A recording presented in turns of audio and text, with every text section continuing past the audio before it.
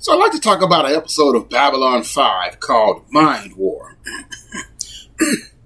So the episode starts. You see a Star Fury out in space and a bunch of other Star Furies stopping. And they tell this one Star Fury, look, turn this Star Fury over, come back with us, or we're going to have to kill you. So you see like a wave of energy comes out and destroys the other Star Furies. Now, we're on the station. See Talia Winters. She's talking to a gentleman about a job that she's going to do. Okay. So basically, what Talia Winters does, you have companies who want to do certain interviews with people that are going to hire, certain employees. And she does like a surface scan of them to see if they're telling the truth or not. She doesn't do a deep scan, but she just gets the surface to see if they're being honest. It's actually pretty cool if you think about it. Okay. So basically you got companies hiring people and they can tell if these people are, the right type of person that they want. Okay. So she's telling this gentleman that basically with a telepath, they can always hear people, but they learn to shut it out. So basically it's like they're sitting in a room and they hear people whispering. However, strong emotions do get through. All right.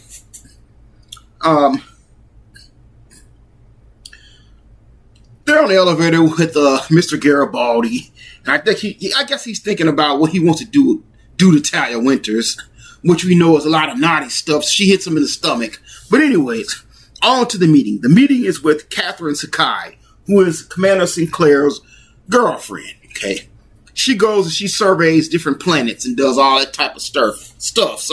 Surveying different worlds. So what they want her to do. They want her to go to this Sigma 957, all right? So the guy asks Catherine Sakai a bunch of different questions, Can you keep this quiet? Not tell anybody. You can't even tell Commander Sinclair, all right? Because apparently in Sigma 957 is in a contested area of space. Also, though, there's a certain material there that they need that's very valuable. It's used to make jump gates. So pretty much everybody in the galaxy wants this material. All right. Now the problem is that it's in a contested area of space.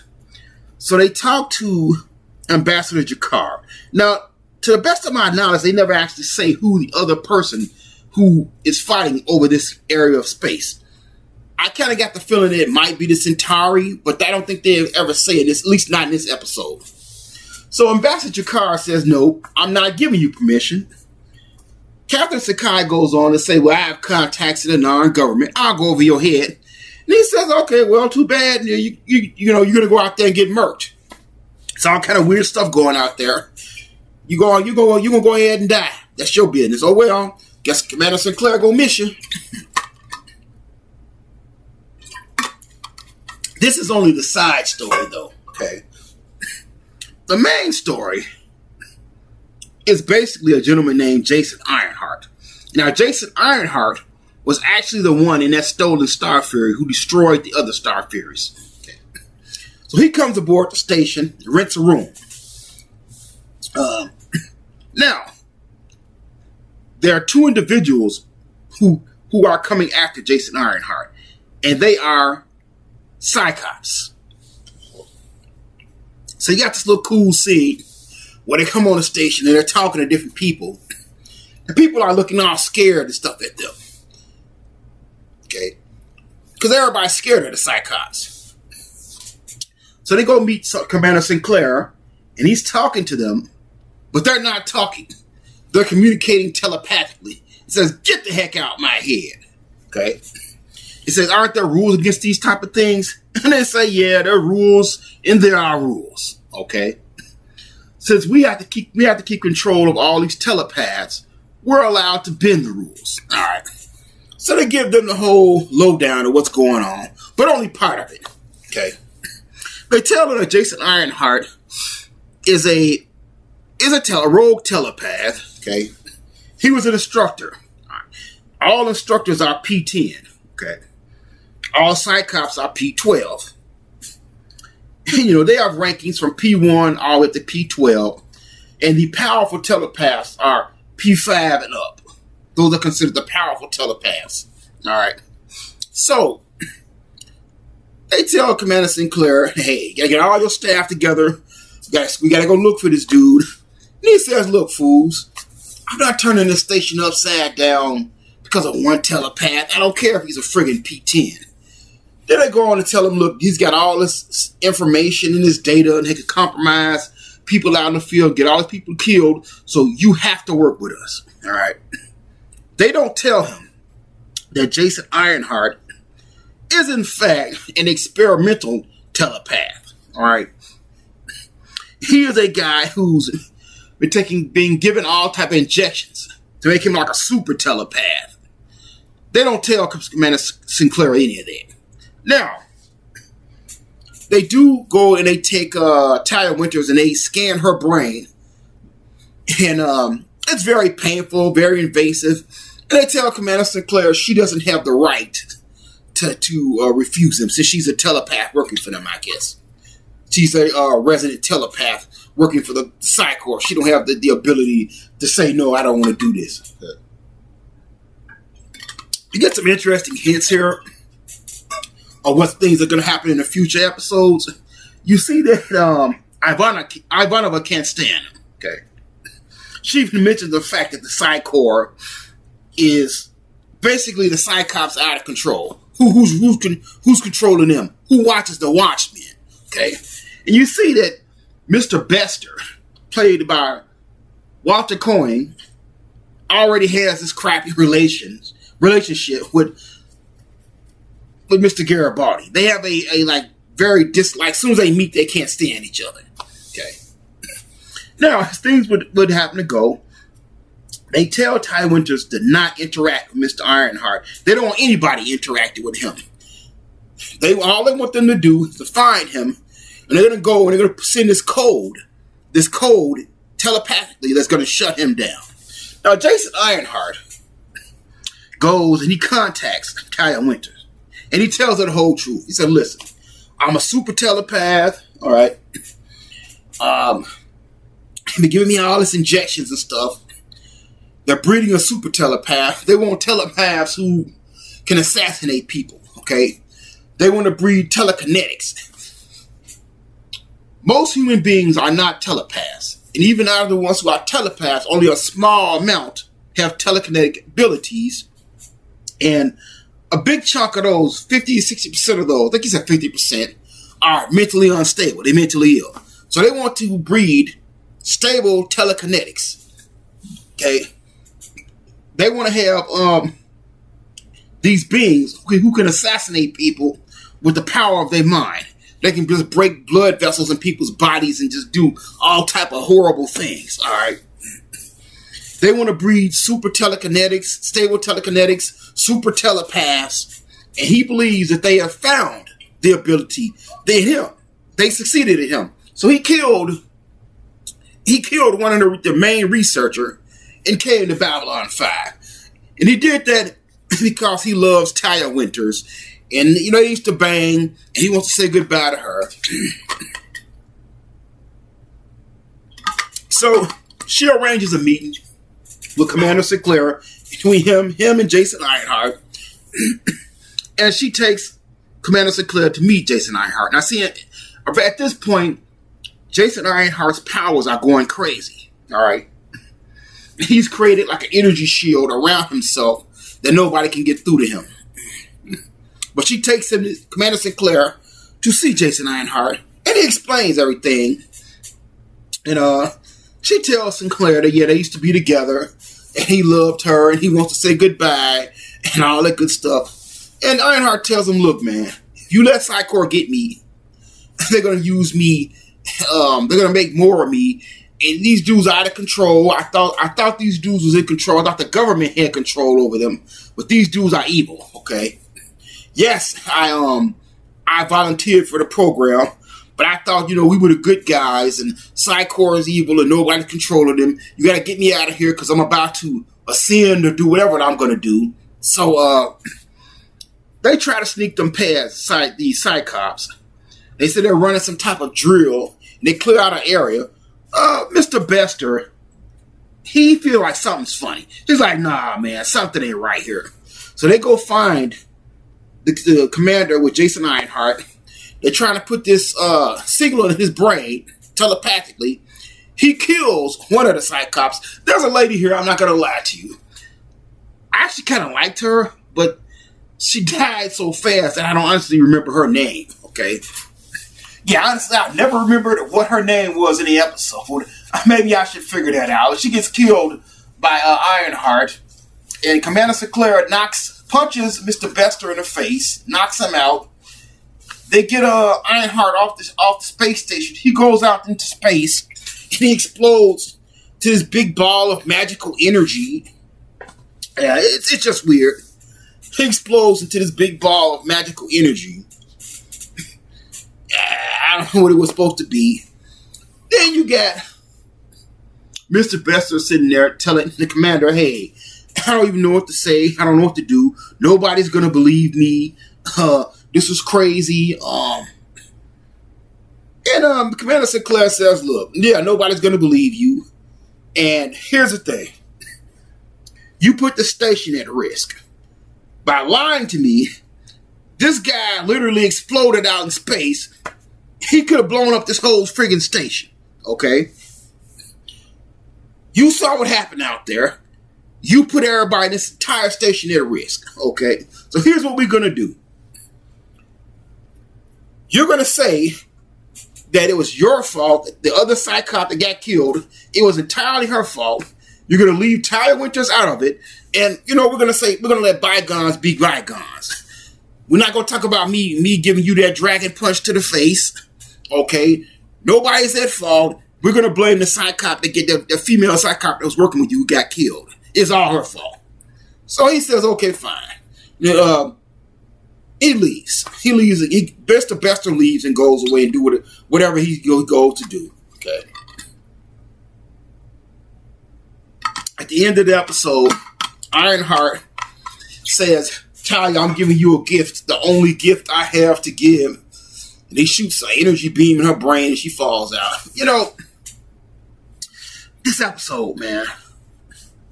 That's weird because a lot of people like this episode. And they say a lot of people say this was one of the first episodes to them that really showed Babylon 5 could be something else. I'm not that crazy about this episode. I didn't hate it. But I got a couple of problems with this episode, okay? First of all, Jason Ironheart, to me, he's not a sympathetic character to me. Not as much as I guess other people saw him as. First of all, dude, you're having these spasms, and it's uncontrollable energy, and you're about to explode or whatever into a ball of energy and transcend. Why would you go to the station? Okay?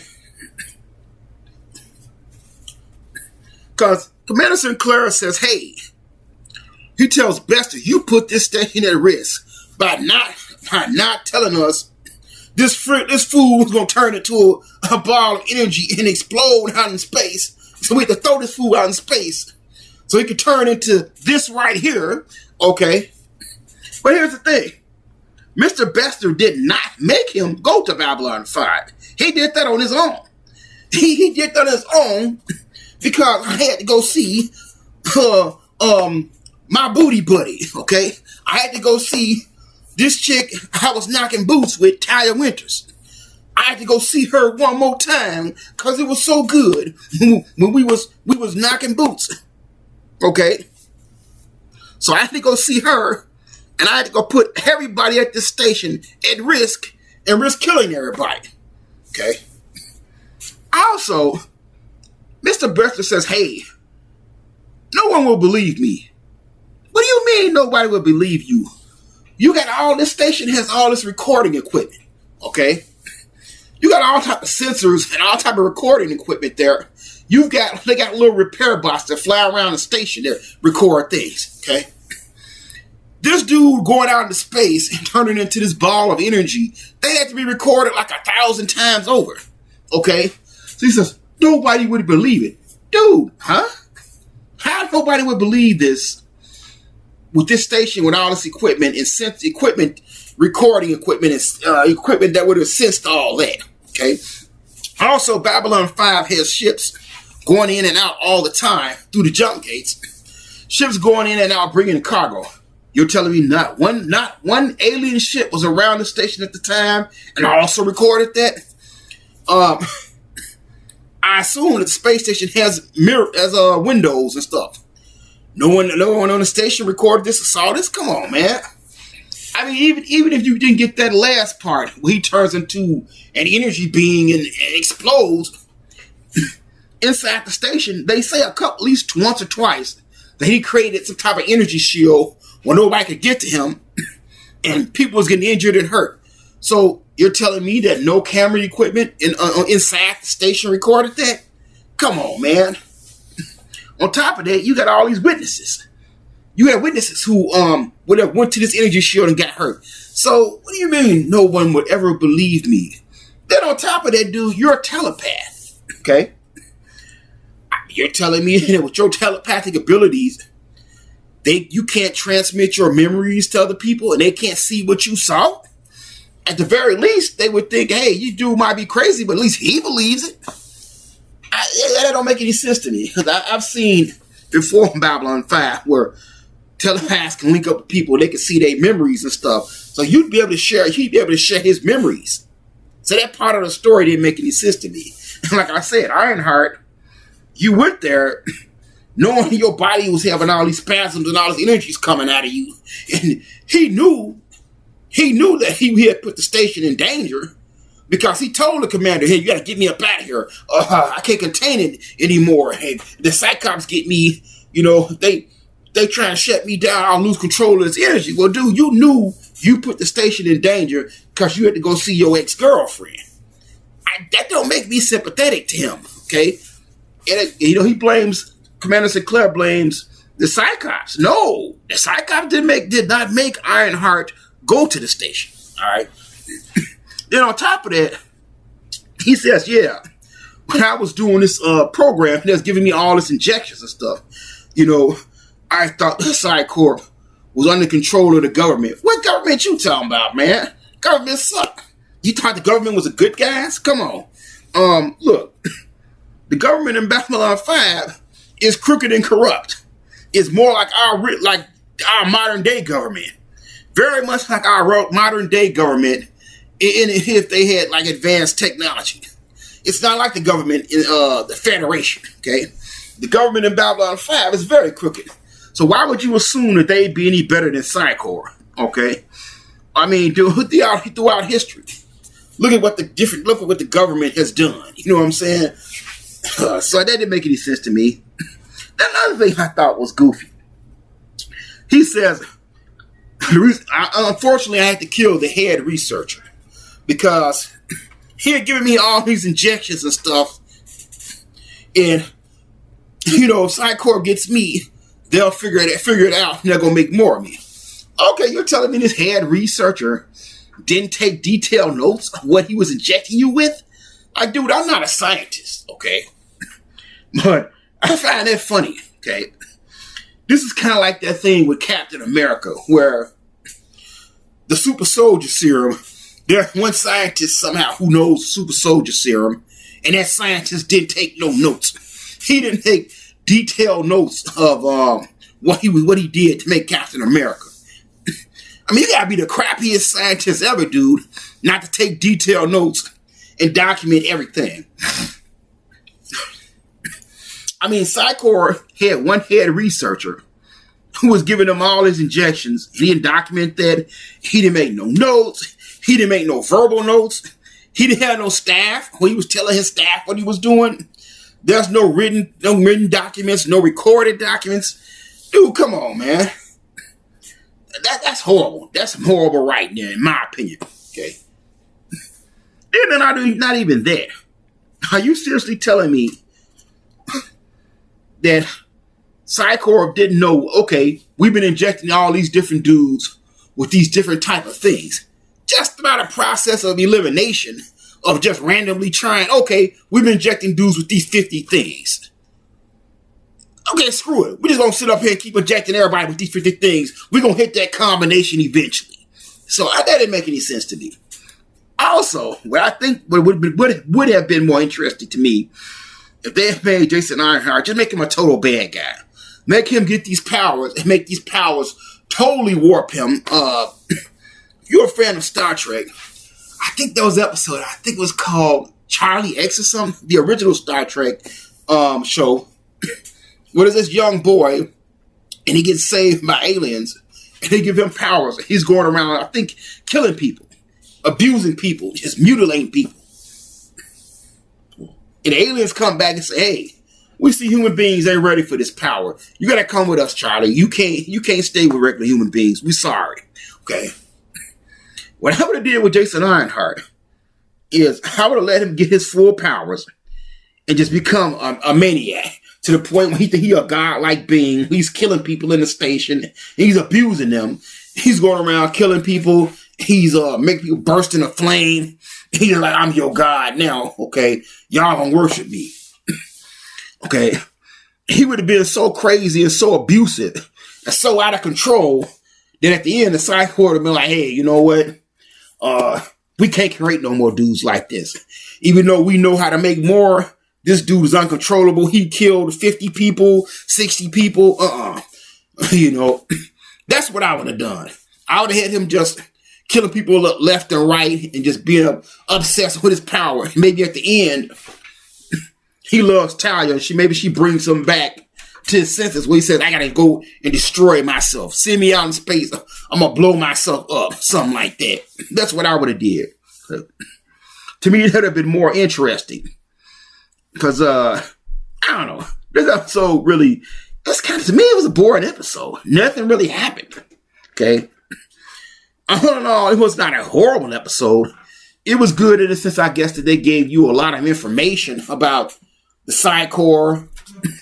They hinted at, that Mr. Bester has a horrible relationship with certain people.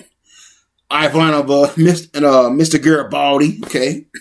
They gave you some basic information about the Cyclops. They all P12, that they're all out of control. And you see that these dudes will sit up there and do anything to make super telepaths, super telekinetics. They told you that the telekinetics are mentally unstable. A lot of them, like 50%. So I think it was actually a very good world building episode. Okay. A lot of these first episodes of season 1 were really world building episodes. This episode I thought personally could have been more interesting. It could have been way better. They could have did a lot better with some of the stuff. Now also the side story. So Catherine Sakai does go out to Sigma 957. She runs into an alien being, or alien ship, something like an alien being. Her ship gets out of power. She's about to crash. But then a non-ship comes out and saves her. You find out Jakar sent the alien ship out. One of his ships out there to save her. At the time, they kind of let you hint at maybe, just maybe, he's sending that ship out to do something to her. Okay? Because she kind of hints that, hey, the Narns don't want anybody out there because y'all don't have the resources to go to Sigma 957 and mine it or whatever. The Narn ship saves her. And she goes back and asks him, hey, what the heck was that? And he said, he walks over to a plant and says, what is this on that plant? She said, it's an ant. He said, yeah. He said, now, he picks the ant up and puts the ant down and says, well, if that ant went to another ant and says, what was that? He said, what was the question? What would the other ant answer? I don't know. He says, listen, there's a lot of weird things out in this galaxy, and I'm happy that I don't know everything. And he says, what we do is Sigma 957, we stay out of their way, okay? We send ships out there, they don't come back. So he just tells her, look, not anybody in Babylon 5 is what they seem. Not me, not Malari, not Sinclair, not Delenn, okay? So he walks off. Now, my problem with Catherine Sakai, I don't dislike her. She's a character to me that had potential, but they didn't do anything with her. I like the actor, okay? She was also, at least I think, on 2 episodes of Star Trek. She's not a bad actor. They didn't do anything with her, and I guess because Jeffrey Sinclair, well, the guy who plays Commander Sinclair, had medical problems. He ended up, having to leave season 1 and had to bring, a new captain on. I'm guessing if his character stayed around, her character would have stayed around because she was so heavily tied to him, and they would did more with her character. But to be honest with you, even with him gone, they could have kept her storylines going. Now, I might be wrong, but to the best of my memory, I don't think this lady Catherine Sakai was in season 2. I might be wrong. I don't think she showed up in season 2 or 3 or any of the seasons. I would have liked to have actually seen her go out there and excavating some worlds and doing whatever it is she does, like, goes to these planets and checks them out, surveys and whatever. That actually might have been interesting. That one scene where her ship is losing power and you think she might be crashed. I'm sorry, she might crash. That was a little interesting for a few seconds until the Narns came and saved her. Okay. I think they could have kept her on here on the show, and they could have had her going around, surveying different planets, coming in contact with aliens, finding new technology. They could have did something, but I guess her character was too tied in with Commander Sinclair. Since they said, he's not going to be on the ship station anymore, on the show anymore, she can go. Okay. But that's my problem with her character. They really did not develop her. She's a character who I thought could have been developed in the future. But all in all, man, I don't know. This is probably one of my least favorite episodes. I know it's definitely the episode that I watched the least. One of the episodes that I watched the least. Yeah. One of my least favorite episodes. I don't hate it. I don't love it. I just think it's probably one of the top 5 weakest episodes of Babylon 5. And it's an episode that I think a lot more could have been done with. So just my thoughts. But if you like Babylon 5, this episode is definitely worth watching. Yeah, not the greatest episode, but worth a watch. There's no episodes of Babylon 5 that I honestly just hate. So I watch this episode once in a blue moon.